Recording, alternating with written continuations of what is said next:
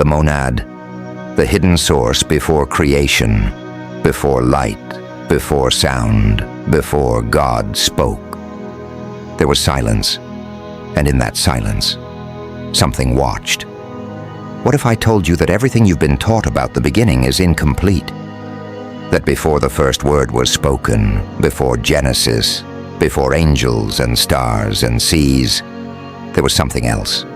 Not God, as you know him, not a creator with a voice or a throne, but a presence, a singularity, an absolute unknowable vastness, so pure, so undivided, that even calling it God would be a limitation. The ancient mystics had a name for it, the monad, and they were hunted for speaking it aloud. You were not supposed to know this.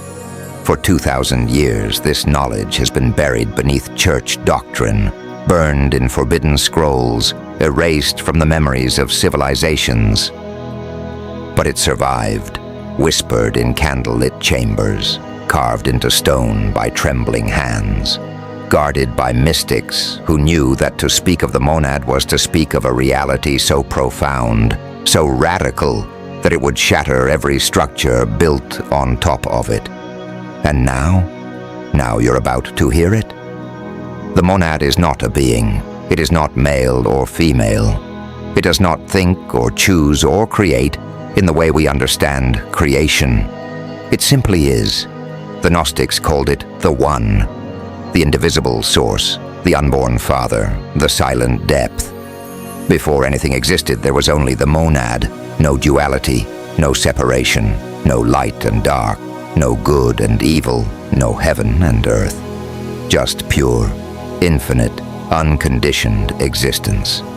Imagine it, a boundless ocean with no shore, a flame that does not burn, a thought that has never been spoken. The monad is the hidden God, the one that does not act, does not interfere, does not demand worship, because it is beyond all of that. But here's where it gets dangerous. The Gnostics believed that the God of the Bible, the one who spoke the world into existence, the one who made Adam and Eve, the one who commanded and judged, was not the monad.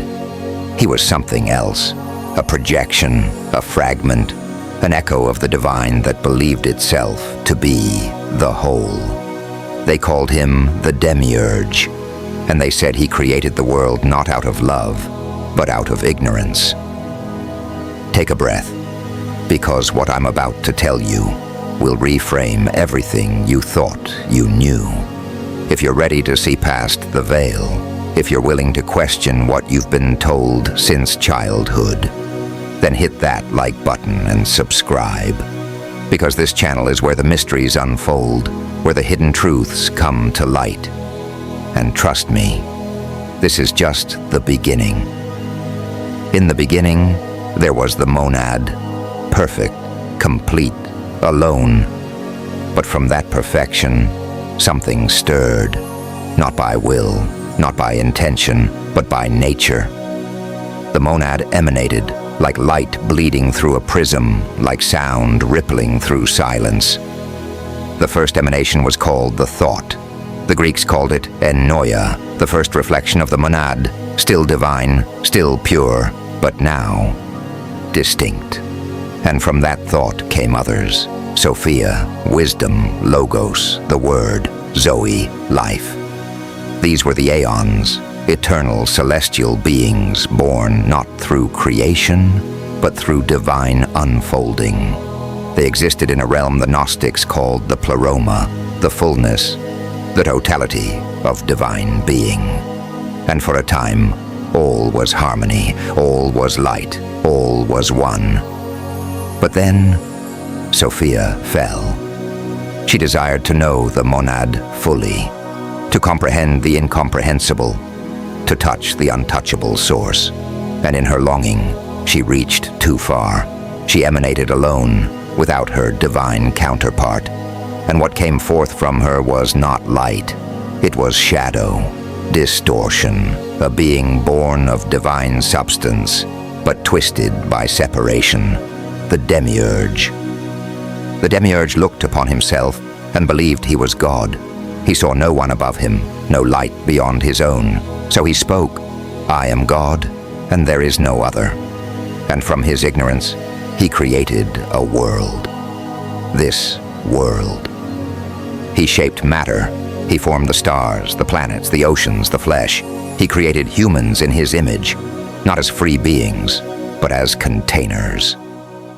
Because the Demiurge did not know that inside each human being, hidden beneath layers of flesh and forgetfulness, was a spark, a fragment of the monad, a seed of divine light. And that spark, that's you. The Gnostics taught that you are not merely a body, you are not merely a soul wandering through a material prison. You are a piece of the infinite, a shard of the source, a living, breathing echo of the monad itself. But you've been made to forget. The world you live in is designed to keep you asleep. The structures, the systems, the beliefs, they all serve one purpose: to distract you from the truth. That you are not a creation of this world. You are a stranger in it, an exile, a divine fragment trapped in matter, longing for return. The Demiurge does not want you to remember, because if you do, if you awaken to your true nature, if you remember the silence before the word, the light before the stars, you become ungovernable. You become free. This is why the Gnostics were persecuted. This is why their texts were burned. This is why the early church condemned them as heretics, because they spoke of a God beyond God, a truth beyond Scripture, a freedom that could not be controlled. And yet, the knowledge survived, hidden in the Nag Hammadi scrolls, encoded in the writings of Valentinus, Basilides, and Marcion, whispered in secret circles from Alexandria to Persia. They called it Gnosis, not belief, not faith, but knowing, direct, experiential, undeniable knowledge of the divine within. So how do you return? How do you wake up? How do you remember the monad? The Gnostics said it begins with a question, a crack in the illusion, a moment when the world stops making sense. Maybe it's happening now. Maybe that's why you're here. If this is stirring something deep inside you, don't let it fade. Like this video, subscribe to the channel and stay tuned, because the mysteries we're uncovering will shake the very ground you stand on. Let me take you deeper. The monad is not something you pray to. It is something you return to, not through rituals, not through priests or temples or sacred books, but through silence. The mystics knew this. They said that the path back to the monad is the path within, beneath the noise of the world, beneath the voice of the Demiurge, beneath even your own thoughts. There is a stillness, and in that stillness, you will find it, the hidden flame, the breath of the unseen, the silence after the word. But understand this, the journey is not easy, because to know the monad is to confront everything the world has taught you, to see through the illusion of separation, to dissolve the fear of death, to realize that you are not a body with a soul. You are a soul pretending to be a body. And when that realization hits, everything changes. You begin to see the world differently. The systems that once held power over you become transparent. The beliefs that once defined you become irrelevant. You stop seeking outside. You stop waiting for salvation. Because you remember, you are the salvation. You are the light. You are the monad, expressing itself in form. This is the secret they didn't want you to know. That divinity is not distant. It is not in the heavens, waiting to judge you. It is in you, hidden, forgotten, but never lost. The monad does not speak, but it is always listening. It does not intervene, but it is always present. It does not create, but everything flows from it. And when you return to it, when you strip away the layers of identity, belief, and fear, you do not become something new. You remember what you always were. The ancient texts describe this moment as the bridal chamber, the reunion of the soul with its divine counterpart, the merging of the fragment with the whole. It is not death, it is awakening. And it is available to you, right now. Not in some distant future, not after years of study or sacrifice, but in the present moment, in the space between breaths, in the silence between thoughts.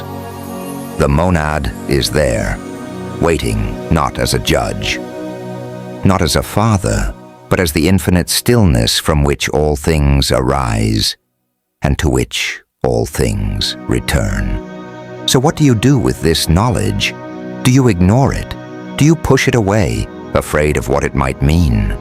Or do you allow it to crack you open, to shatter the walls you've built around your heart, to remind you that you are not small, not limited, not trapped, but infinite, eternal, divine? The Gnostics were not trying to start a religion. They were trying to end one, to free humanity from the chains of belief and place them into the reality of knowing. And that knowing is not intellectual, it is visceral. It is the trembling recognition that you have always been home. Close your eyes for a moment. Feel the presence of your own awareness, not your thoughts, not your memories, but the awareness itself. The silent witness, the unchanging observer. That is the closest you will ever come to touching the monad, because you are its expression, you are its voice, you are the hidden God, walking through matter, pretending to be lost, so that one day you could remember. And maybe that day is today. Before you go, do one thing. Hit that subscribe button, because this journey doesn't end here. There are more secrets to uncover, more mysteries to reveal, and you were meant to walk this path. The monad does not need your worship. It does not need your prayers. It does not even need your belief. But it does invite your return, not as a destination, but as a remembering, a homecoming, a recognition that you were never separate. You only believed you were. And that belief, that was the fall. But the awakening, that is the resurrection. The ancient mystics knew this. They spoke of it in riddles and parables. They encoded it in symbols and sacred geometry. They hid it in scriptures that only the awakened could decode. Because the truth was too dangerous to speak plainly, too radical, too free. But now, the veil is thinning. The age of forgetting is ending, and those who are ready will remember. You're not here by accident. You're not watching this by chance. Something inside you is waking up, something ancient, something eternal. A whisper from the silence before creation. It is calling you home, not to a place, not to a heaven or a paradise, but to a state of being, a recognition, a return to the source. The monad is not far. It is not hidden in temples or books or distant realms. It is in the space between your thoughts, in the stillness of your breath, in the awareness that you are. And when you touch it, when you feel the infinite silence at the center of your being, you will know, you will remember, and nothing will ever be the same. This is the forbidden knowledge. This is the hidden truth. This is the secret that was buried, burned, and erased, but never destroyed because it lives in you. And now, you know. So what will you do with it? Will you return to the noise, Will you let the world pull you back into forgetting? Or will you sit in the silence and listen?